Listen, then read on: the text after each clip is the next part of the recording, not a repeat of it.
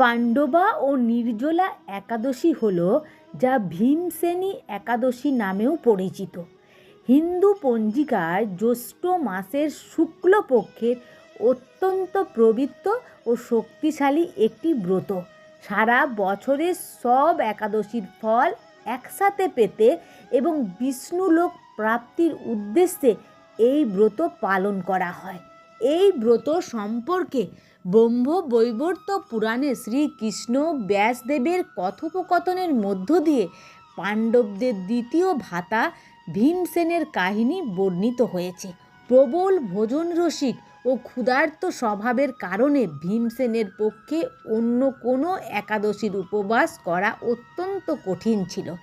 তখন ব্যাসদেব তাকে জ্যৈষ্ঠ মাসের শুক্লপক্ষের নির্জলা একাদশী পালনের নির্দেশ দেন এবং বলেন, একটি মাত্র একাদশী পূর্ণ নিষ্ঠার সঙ্গে পালন করলে বছরের সব একাদশীর পূর্ণ লাভ পাওয়া যায়। ভীমসেন সমস্ত নিয়ম মেনে এই একাদশী পালন করেছিলেন বলে একে ভীম একাদশী বা পাণ্ডবা নির্জলা একাদশী নামেও খ্যাত। এই ব্রতের প্রধান বৈশিষ্ট্য হল সূর্যোদয় থেকে পরের দিন সূর্যোদয় পর্যন্ত জলবিন্দু স্পর্শ না করে 24 ঘন্টা উপবাস করা উচিত।